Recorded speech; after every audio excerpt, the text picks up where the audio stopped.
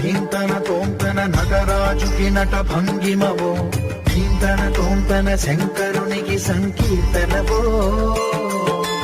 ఈశ్వరుడే అనునిత్యం తనలో తలచుకునే ఓంకారమువో శివ హృదయం కరిగించే ఆ పంచాక్షరివో నీ మదిలో